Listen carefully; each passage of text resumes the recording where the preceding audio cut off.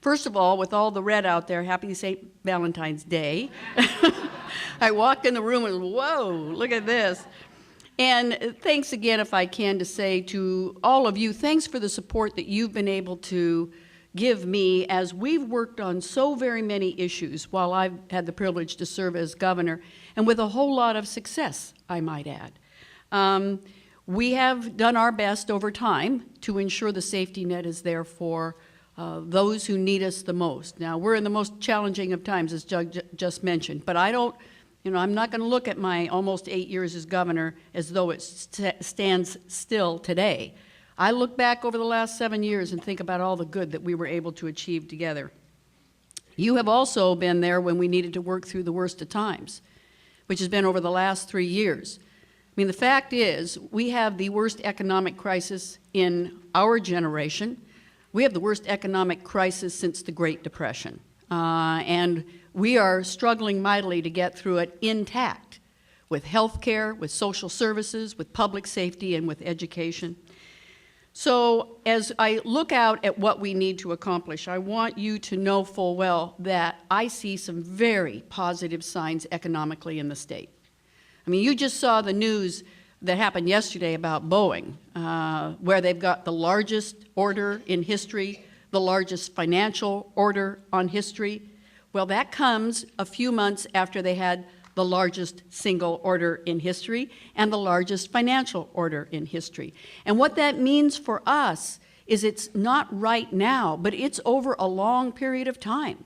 The tankers will be a number of years, the 737s, the 787, the 767, I mean, all of those. And rather than us losing jobs to other states, in fact, other states are losing jobs to us. Now, I'm sorry for the other states, don't mistake me.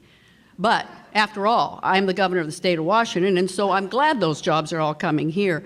So that bodes very well for us. As I look at high tech is doing very well. If you look at exports, which are the bread and butter of the economy of our state, we're up last year, the Port of Seattle, 30%. 30%. Record for them. And who is that? That's agriculture, as well as all the other things that we export. So we can see good things. Where we're struggling mightily is consumer confidence. Consumer confidence hits the small businesses. Small businesses are struggling. And until we have consumer confidence, we're really not going to be able to pull ourselves out. So this week we'll get another revenue forecast. It will be good news because I think it will be flat. And if you can believe that's good news, if you are governor and been through what I've been over the last several years, flat is now good. But it also, I think, will be a message to us that we can't sit back and relax, because if Greece should default, if the banks in Europe should default, it will kick off a default in our country, and then it's Katie bar the door. So our recovery is a bit fragile and dependent on things that you and I have absolutely no control over. So I'm very hopeful, nonetheless, that the signs that we're seeing right now will continue, and that we're on our way to recovery. You're probably aware that we've cut $10.5 billion over the last 3 years. We have a $32 billion biennial budget. Now, you see, you can't do it dollar for dollar, but we've cut $10.5 billion. And as tough as that is, we now face yet another downturn, $1.5 billion. Let me tell you how that happened, if you're not aware. Last August, we were doing okay. We were seeing good signs. We were growing. We were strengthening. And then Congress flat messed up. You recall August, when we almost went into default for the first time in the history of the country? When that happened, it took consumer confidence to its knees in our state. The reaction was direct and immediate. People simply stopped buying. If you're a sales tax state, no income tax, and you have no consumer confidence, you can imagine the outcome, and it was swift for us. And that's why the revenue forecast dramatically turned down $1.4 billion in September, and then again, no recovery and down a little bit more in November, which is what we're trying to dig ourselves out of now. You know, I hear sometimes out there in the public that we just simply haven't cut enough. To those who say we have not cut enough, I simply have to say, come look at what we have done. It is absolutely shocking. The fact of the matter is, We've not only cut, for example, K through 12 by 26%, our four-year universities by 46%, our community colleges by 26%. Social services, we've frayed the net. Community services and community safety has been frayed. At the same time all that happened, we're not like a business where we just cut production. In fact, our Medicaid costs are up almost 25%. We have cut about $500 million alone in long-term care, DD, and mental health. So I hear we haven't cut enough. I mean, candidly, my answer to that is we have cut too much. It's not about we've cut not enough, too much. I also hear this line about, well, we really haven't done anything to reform. We should reform. And so if you're upstairs talking with legislators right now, they'll start talking about we have to reform. You need to ask the next question. Okay, and if we do that, how much will it save this biennium? I'll bet you 9 out of 10 times they'll say nothing. So we're now in the process of reforming for reform's sakes. It makes us feel better, I guess, when in fact it isn't driving down costs anymore. The idea of holding us accountable, we are doing exactly that. Can we do more? Absolutely, always we can do more. But don't mistake reform for therefore we are going to dig our way out of this $1.5 billion shortfall we've got right now, and therefore we won't have to cut more.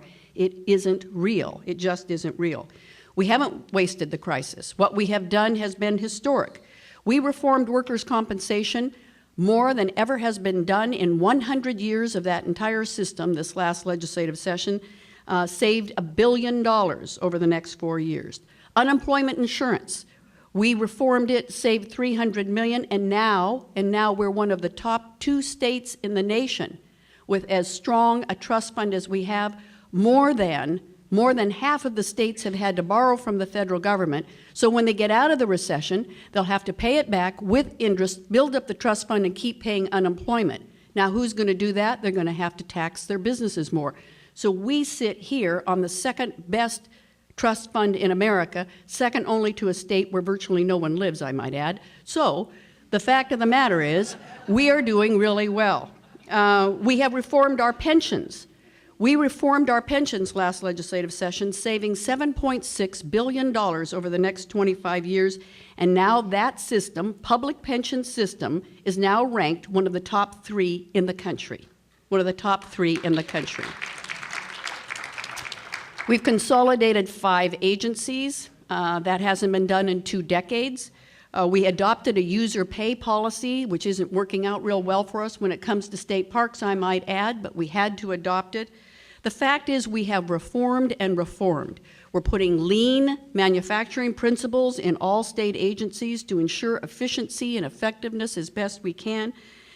The fact of the matter is, with all of that reform and all of that efficiency, we have wrung out of the system about all we can. Again, so to say that reform is the answer to the shortfall we're in now simply belies the challenge that we have at hand.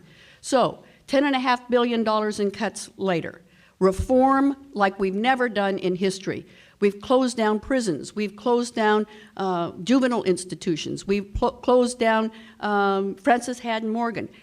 The last time we closed one institution, one big institution, was Northern State Hospital when Dan Evans was governor. So we've done what we need to do. Now, I have to say it is time for us, as distasteful as this may seem, to step up to the challenge and say, are we ready to put in a little more revenue for the people of the state of Washington? That's what I think we have to do. Now, I'll take a poll. When is the last time that we raised the sales tax in the state of Washington? How many think it was yesterday? And the rest of you the day before, right? It was 1983. 1983. 1983, worst recession until this one. Worst recession until this one.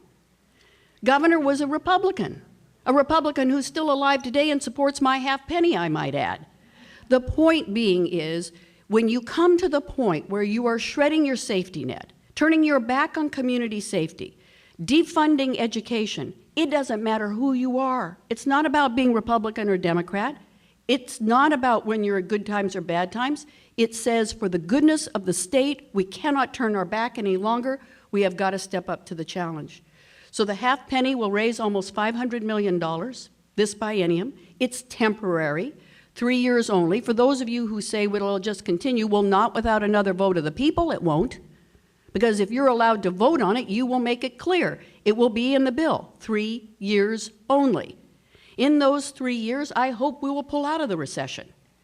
But if we can put that money down, we can save some cuts to education. We can save cuts to our developmentally disabled and those in long-term care who don't want to go to a nursing home, who want to live out their lives respectfully in their own homes with a little help for someone coming in and giving them a shot at. The same with those who are developmentally disabled. And yes, it will make sure that we don't let prisoners out of prison 5 months early, and when we do, we don't supervise them. That puts our communities at safety risk. There's where the money goes as I propose it, but I tell you, we can't cut anymore. It's time for us, as tough as it is, to step up to the challenge of revenue. And remember, I know a sales tax is regressive. I'm acutely aware of that. What I think is more regressive is turning our backs on our developmentally disabled or our senior citizens, or turning our backs on our community safety, or turning our backs on education, because you know who suffers the most when you do that? The poor. That's who suffers the most. So while it may be regressive, the outcome is even more regressive and not good for the future of the state of Washington. So I'm asking for your help. I'm asking you to send a message upstairs. We cannot afford any more cuts. Time for us to step up to revenue. And if it goes to the ballot, we're going to be there. We're going to tell the people of the state of Washington, this is our future. Invest.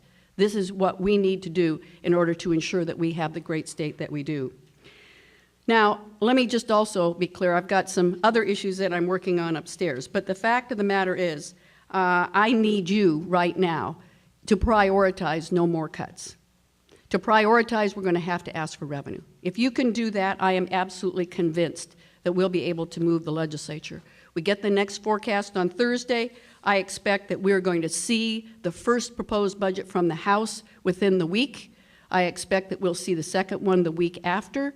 But in order to get to 25 votes in the Senate and 50 votes in the House, we have got to say it's time for we, the people of the state of Washington, to accept our brothers and sisters need a little help. Our kids need our support. Our communities need to be safe. So if you can join with me and make that happen, we can say that we feel good about the future of the great state of Washington. This will be the last time I will join you in the legislative session. Next year, probably about this time, my husband and I will be visiting national parks. That's our goal. I'm not retiring. I don't have that word in my vocabulary. I will continue to give back, whether it's a nonprofit or whatever it might be. But I will tell you forever, I will be thankful for what you have done for the people of the great state of Washington. As I said with Doug and with all of you, I've loved our telephone calls that have been very exciting and very fun. I've loved the partnership that we've had to make sure that the people of the state of Washington know what AARP is all about and how important it is to the future of the state and the future of the people that you serve. This institution is not about being Republican or Democrat. It's not about being rich or poor. It's not about being middle class. It's really about serving the people of the state of Washington. That's your message every year. And I could care less of what party you may be or whether you're a vegetarian or what you might be.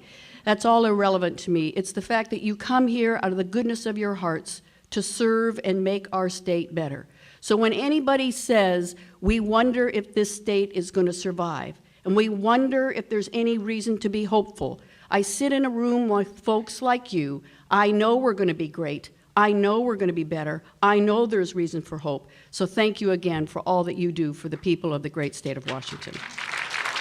Thank you. Thank you all very much.